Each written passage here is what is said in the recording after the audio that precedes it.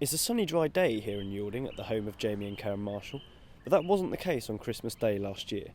We were due to come back on Christmas morning from the hospital to bring home our little baby Jessica here, and my parents were at home looking after the house and all the animals. And probably about an hour after the midwife said we could go, we then got a call from my mum who said, she'd just come down the stairs and set foot into the living room, and it was just full of water. It was around about sort of 2 foot deep. So I sort of went from Pembury to try and make my way back to the house and kind of try and rescue them really. I couldn't drive to the house. I could get to within about half a mile or so, and that's when the flood had started there. And then so there's all crowds of people on Christmas morning, sort of milling around, sort of looking at how deep it was.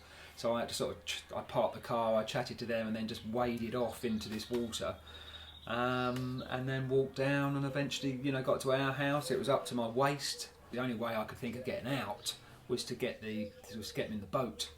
Got my mum and dad and the dogs into the boat, then hitched the boat up to the tractor, and then drove the tractor out and up the road to dry land.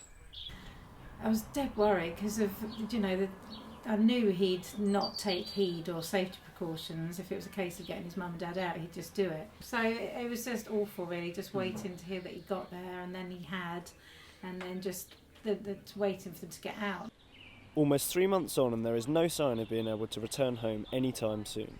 This place is rented for 6 months, but it's going to take all of that. The house has got all the dehumidifiers and everything in it, and that's still drying out. So it could at least be another month till we are able to start the rebuilding process. All the plastering and the carpets and all the rest of it.